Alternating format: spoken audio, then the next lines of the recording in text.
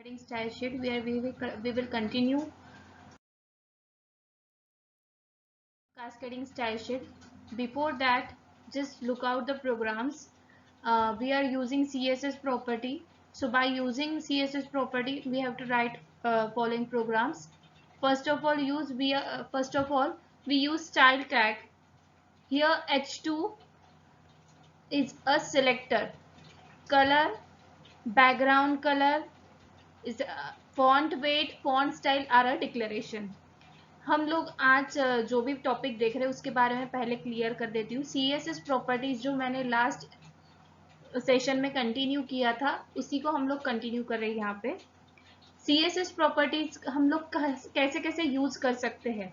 तो यहाँ पे मैंने कलर, बैकग्राउंड कलर, इसके साथ फॉन्ट वेट, फॉन्ट स्टाइल, ये 4 CSS प्रॉपर्टी यूज करके एक प्रोग्राम लिखा है.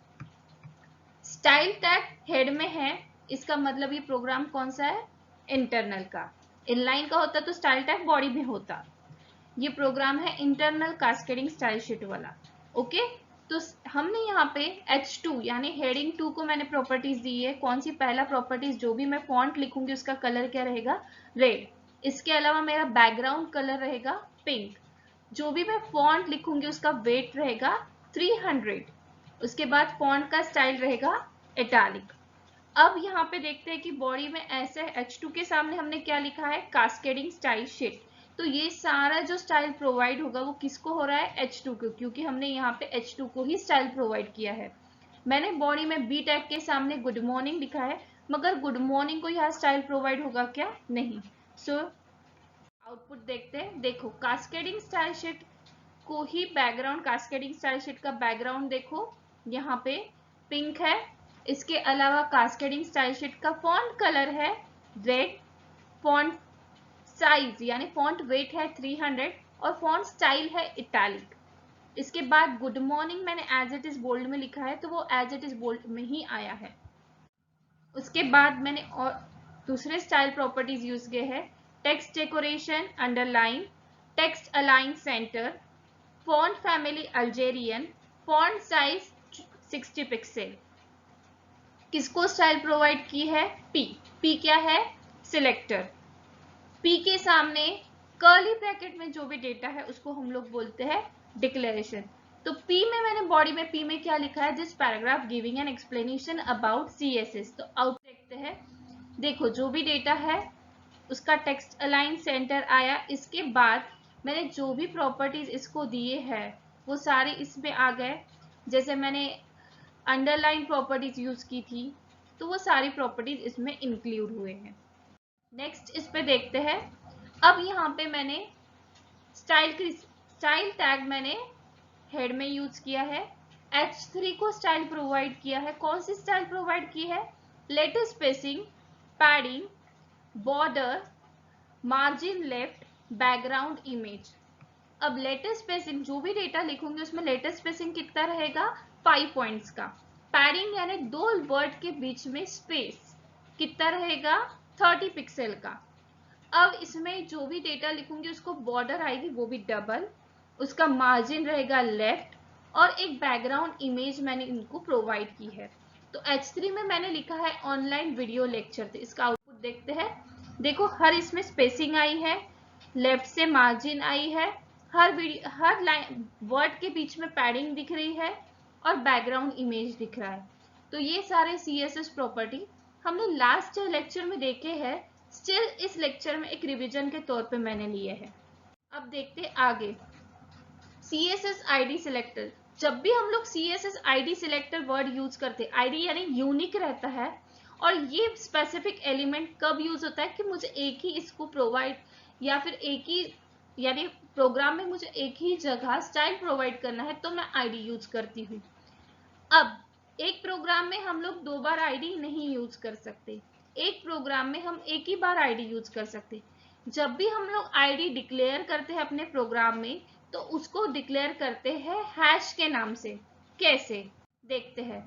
डॉक्यूमेंट टाइप HTML, उसके बाद HTML हेड स्टाइल. अब याद रखो कि जब भी हम लोग क्लास सिलेक्टर के जो भी स्टाइल प्रोवाइड कर रहे हैं वो कहाँ प्रोवाइड कर रहे हैं, हेड टैग के अंदर. अब यहाँ पे मैंने कौन सी आईडी क्रिएट की है, para1।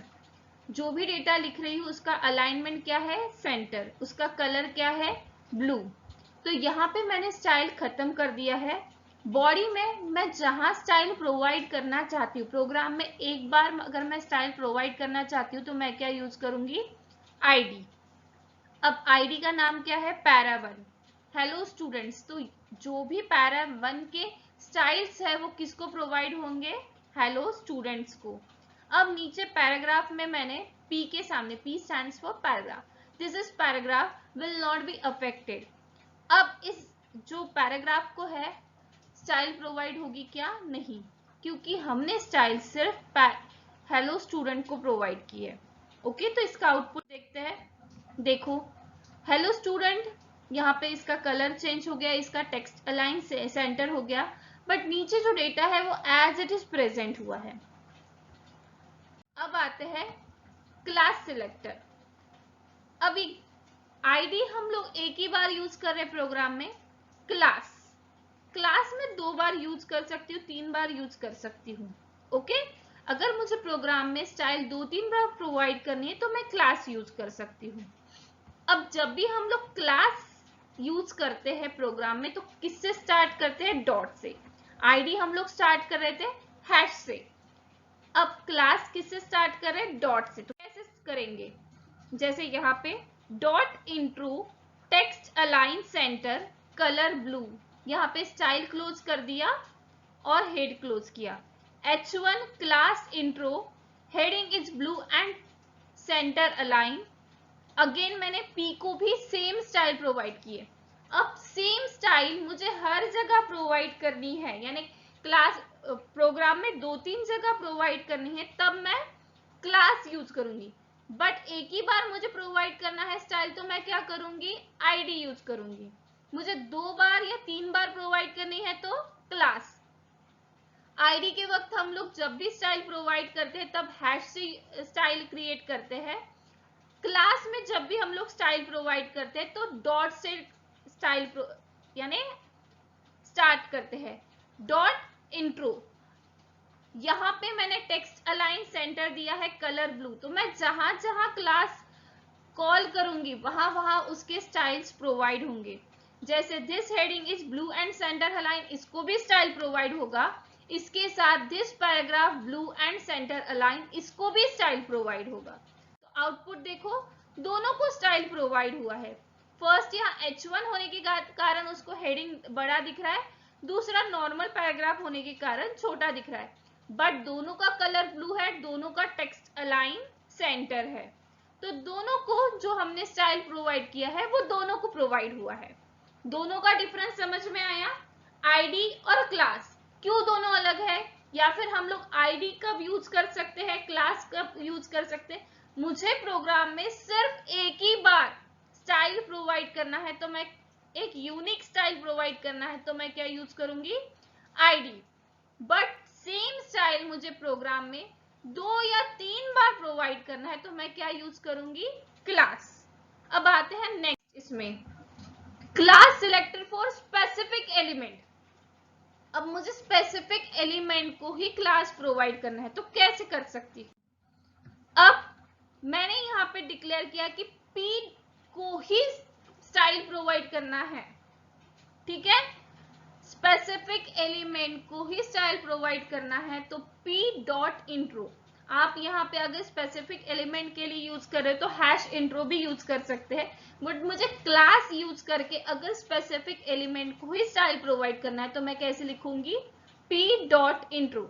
अब मैंने बॉडी में दोनों जगह मैंने कॉल किया है, बट स्पेसिफिक एलिमेंट को ही स्टाइल प्रोवाइड होना चाहिए, ये मुझे मैंने हेड में ही बोल दिया है। तो H1 को स्टाइल प्रोवाइड होगी क्या, नहीं, सिर्फ P, यानी मैं जहां P टैग यूज करूंगी वहीं पे स्टाइल प्रोवाइड होगी। देखो मैंने H1 के सामने क्लास इंट्रो लिखा है, P के सामने क्लास इंट्रो लिखा है, बट अब स्टाइल किसको प्रोवाइड होगी, जिसके सामने P वाले डेटा का ही, this paragraph is blue and centre align, यानी P में जो डेटा है उसी को स्टाइल प्रोवाइड होगी, क्योंकि मैंने हेड में ही उसको डिक्लेयर किया है कि स्पेसिफिक एलिमेंट को ही स्टाइल प्रोवाइड करना है।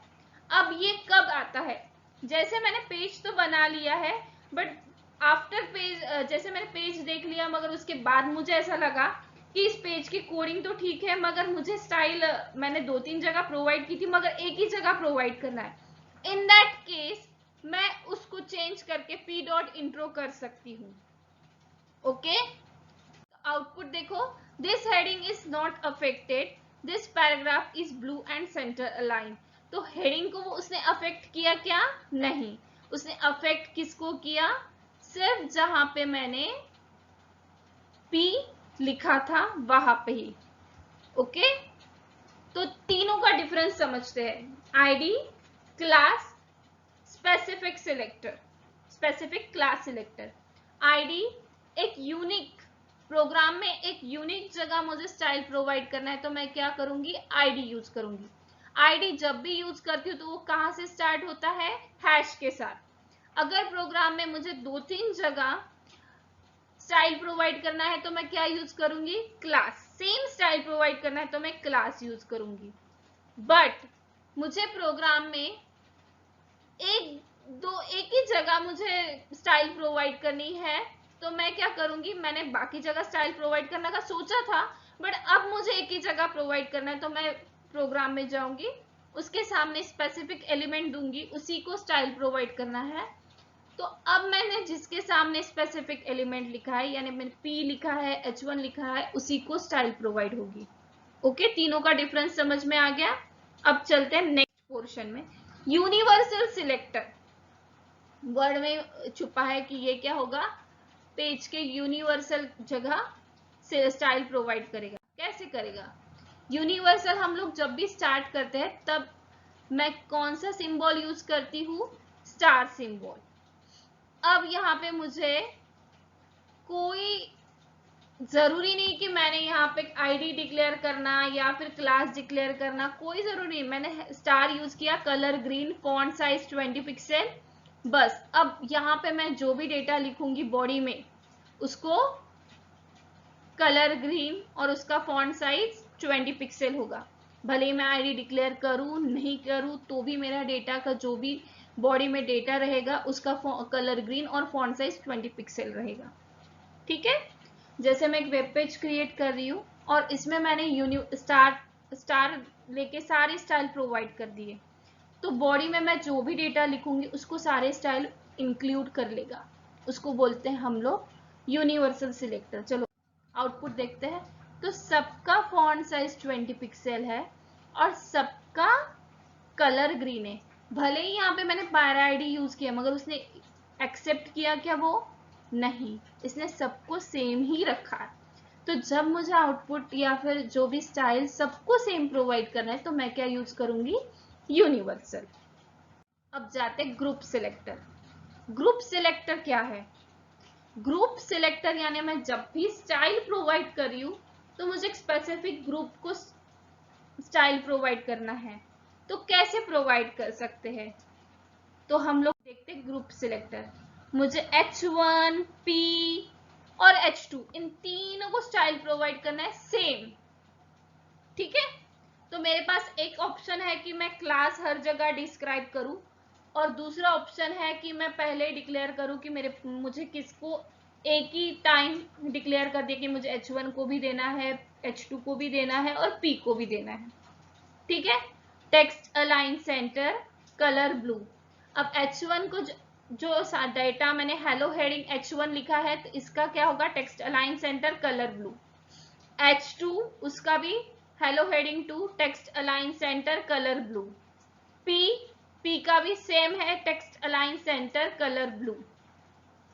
अगर यहाँ पे मैं जो भी P के सामने और B लिखती हूँ, I लिखती हूँ, जितने भी टैग्स को मैं स्टाइल प्रोवाइड करना है मैं वो सारे डिक्लेयर कब करूंगी? स्टाइल हेड टैग के अंदर जब स्टाइल टैग यूज करी तभी डिक्लेयर कर दूंगी। तो उसको बोलते हैं ग्रुप सिलेक्टर। ठीक है, तो यहाँ पे आउटपुट दिख रहा है कि मैंने H1 को, H2 को और P को स्टाइल प्रोवाइड किए तो तीनों का डेटा और तीनों को सेम स्टाइल प्रोवाइड हुई है। ओके, तो यहाँ पे पहले मैं सारे कंसेप्ट क्लियर करना चाहूंगी कि हम लोग ID, class, specific ID, class selector, उसके बाद यूनिवर्सल सिलेक्टर और ग्रुप सिलेक्टर कैसे यूज कर सकते हैं। फर्स्ट बात आईडी की करते हैं। आईडी जब भी हम लोग यूज करते हैं तब मुझे प्रोग्राम में एक ही जगह स्टाइल प्रोवाइड करनी, बाकी प्रोग्राम मुझे एज इट इज चाहिए, तब मैं आईडी यूज करती हूँ और उसको स्टार्ट करती हूँ हैशटैग से। अब मुझे प्रोग्राम में 2-3 जगह स्टाइल प्रोवाइड करनी है तो मैं यूज करती हूँ क्लास से और मैं उसको स्टार्ट करती हूँ डॉट से।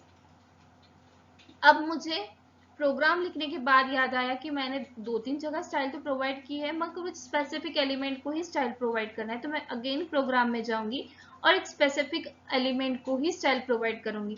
सपोज मैं पी को स्टाइल प्रोवाइड करना है तो पी डॉट जो भी मेरा क्लास का नाम है वो। अगर मुझे स्पेसिफिक हेडिंग को ही स्टाइल प्रोवाइड करना है तो एच डॉट जो भी क्लास का नाम है वो। बट मुझे बाद में याद आया कि मैं जो स्टाइल प्रोवाइड कर रही हूँ मुझे पूरे वेब पेज को ही देना है, तो मैं उस वक्त यूज करूंगी यूनिवर्सल।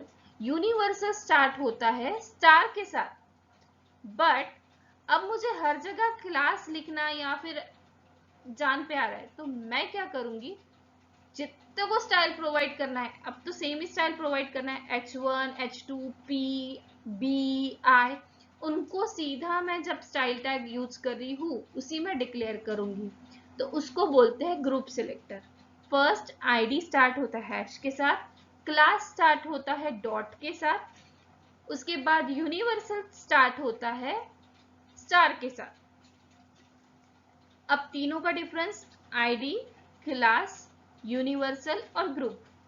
आईडी हैश के साथ, क्लास डॉट के साथ, उसके बाद यूनिवर्सल स्टार के साथ और ग्रुप जो भी आपको ग्रुप को डेटा स्टाइल प्रोवाइड करने हैं उसका नाम ही लिख लो।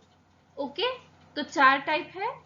उसके बाद चारों में डिफरेंस क्या है, हम लोग जब भी आईडी यूज करते हैं तो एक ही बार प्रोग्राम में यूज कर सकते हैं, क्लास 1 या 2 बार, यूनिवर्सल पूरे प्रोग्राम में, उसके बाद ग्रुप प्रोग्राम में 2-3 जगह, 4 जगह, 5 जगह ग्रुप। ठीक है, ग्रुप इसको क्यों कहा गया, क्योंकि हम ग्रुप में बता देते कि इन इन लोगों को ये लोग मेरे ग्रुप में है। ठीक है, तो ये हो गया types of selector. 4 type selector के हमने पढ़े, आईडी, क्लास, यूनिवर्सल और ग्रुप।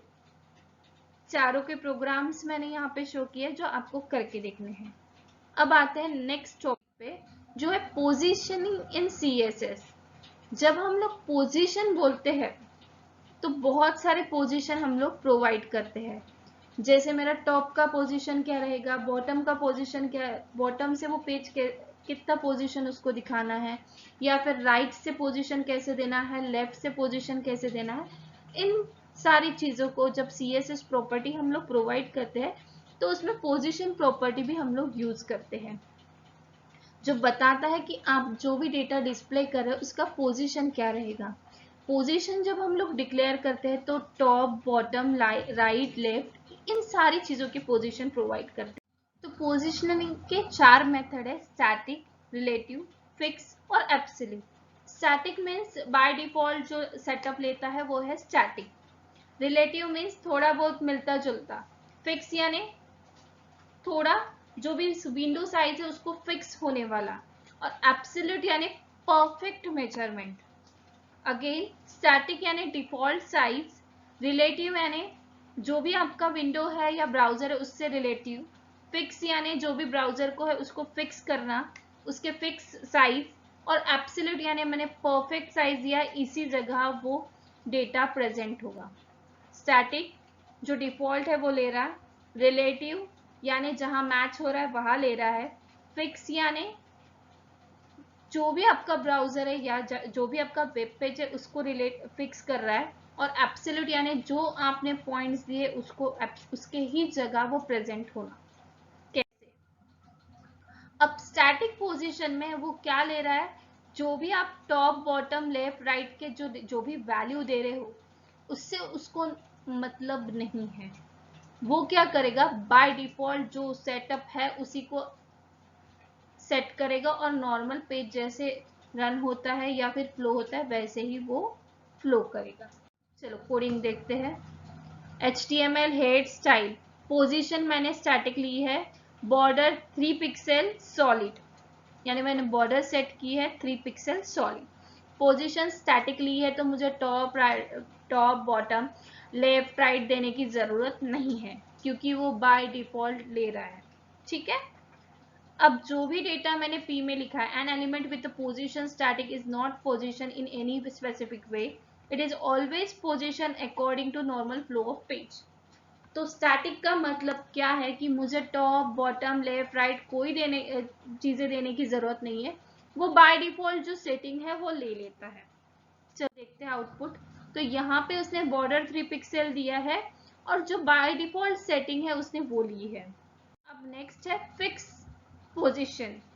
अब जब मैं फिक्स पोजीशन बोलती हूँ तो जो भी आपका वेब पेज का व्यू पोर्ट है उससे रिलेटिव पोजीशन या फिर उससे रिलेटिव पोजीशन जो भी मैच होती है व्यू पोर्ट को उसके हिसाब से रहता है।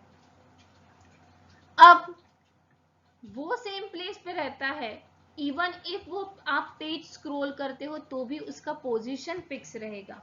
ओके, अब इसमें हम लोग top right bottom left property use करते हैं।